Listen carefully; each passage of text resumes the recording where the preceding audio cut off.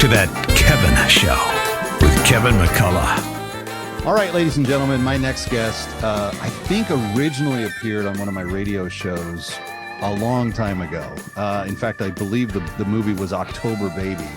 And it came kind of at the genesis of what has become kind of the new faith family, values-driven media kind of revolution that has taken place, that has continued to kind of roll through modern culture with things like The Chosen and Angel Network and on-demand services like PureFlix and others. In fact, the parent network of her new project is Great American PureFlix. They just merged two groups together to become one. But Sherry Rigby is the director of a brand new TV series, and we can't wait to talk to her about it. Sherry Rigby, welcome back. Hi, Kevin. Thank you so much for having me. It's so good to see you. And It's been a long time since we had that chat on the hotel rooftop here in Manhattan. Yeah, but what a great chat it was, right? I think it was like 2012. Wow. So it's been a long time. So what a journey. I've raised 4 lifetime kids since then. I don't know where all that went. Hey, that was kind of, because October Baby in particular was an independently funded, and Right. the brothers were very young. Nobody knew who they were yet. They have since gone on to fame and glory in many, many respective ways, as have you. You've had a number of projects that have done extremely well. Why Divine Influencer? What was it about this project for you that said, I got to be part of it? Absolutely. Well, I think that that's something we all do as filmmakers, or at least I hope we do, is we ask that question, why, right? It's an important, because making films really takes a lot of time, and time is so valuable. We know we'll never get time back. And so this particular why of this movie was because when I lived in Los Angeles, I was inspired by the Dream Center that Matthew and Caroline Barnett had there. And so we always looked at it as the city on the hill. They housed 750 people. They served them. There was a Christ-focused recovery program for homeless, drug addicts, sex traffic, whatever it was, but they were pouring into people. They were pouring the message of Christ in.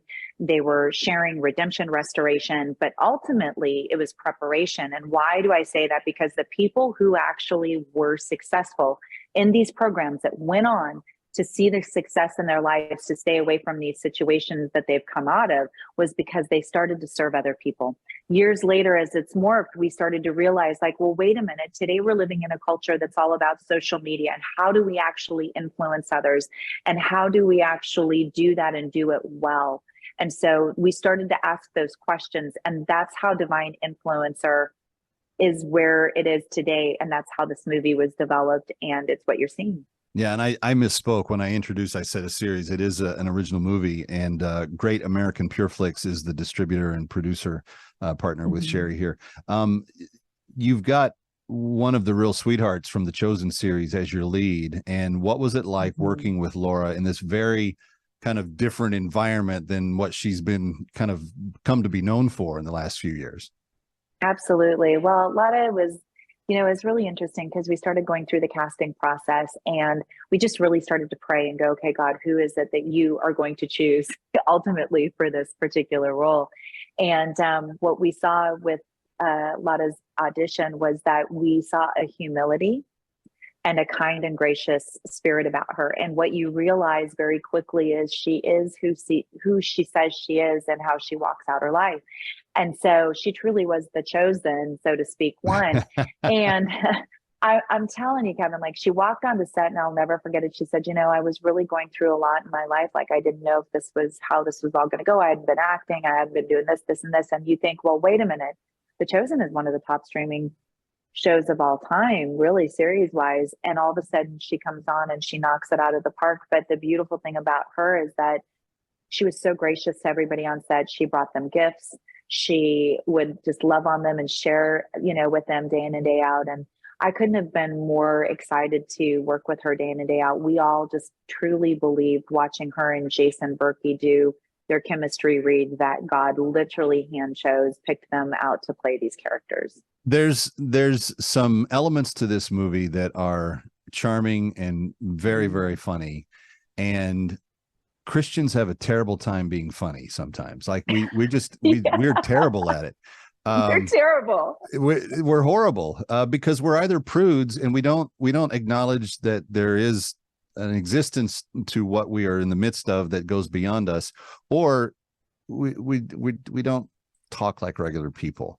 What I like about what you've done here is that regular people can see this and understand that a relationship with God and a belief system doesn't mean they become weirdos. They may do things for different reasons than other people do, and they may have very good reasons for doing them differently than the way other people do. But at the end of the day, if you listen to the culture about what they have to say about particularly Christian people, they're always put down. They're always made to be kind of doofuses. They're always made to kind of be the target of everything that's wrong, whether it's cultural, political, academic. That, you know, they're supposedly Christians deny science. There's all these kinds of like labels. And what I have found, at least since COVID, that the world is begging for is the truth that Christians hold, which is that there's a purpose to this life. There's a purpose to why we're here. We all have purposes and what we need to do to fulfill that. And I love the fact that this movie kind of captures some of that in a very charming, a very winsome, and a very funny way. And comedy's hard to do. So well done.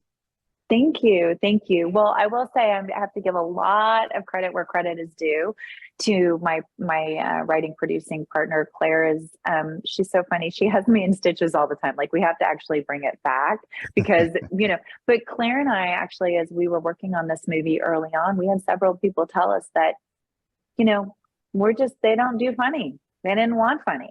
And we were like, wait a minute, we all have these kind of mishaps in life, and they're really funny. And we as human beings should be able to laugh and enjoy.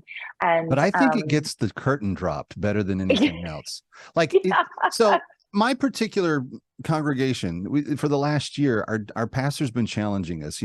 Jesus talks about being fishermen, and he's been saying fishermen cast a lot. They throw a lot of lines out that never come back. And so look for creative ways to become casters, basically, was the message. And so if it could be something as simple as, hey, what'd you do this weekend? Oh, I don't know, watch football. No, my family and I went to church, and we had this kind of interesting discussion about such and such on Sunday afterwards. And like, you can work it in so many ways. And I feel like that if we could use the intellectual firepower that we have in the creative people that are amongst the faith, the world could be radically impacted in some significant ways just by taking the opportunity to do it.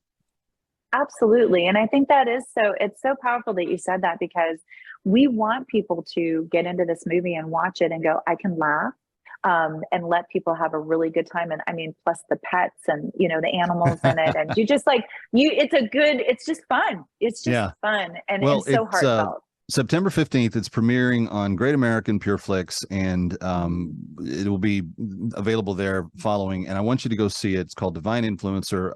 Laura Silva from The Chosen is the lead, and you're going to love it. When we come back, I want to touch on one of the cultural aspects of this film, and we're continuing with its director, its esteemed director, Sherry Wrigley. Stay here. Ready or not, we'll be right back. That Kevin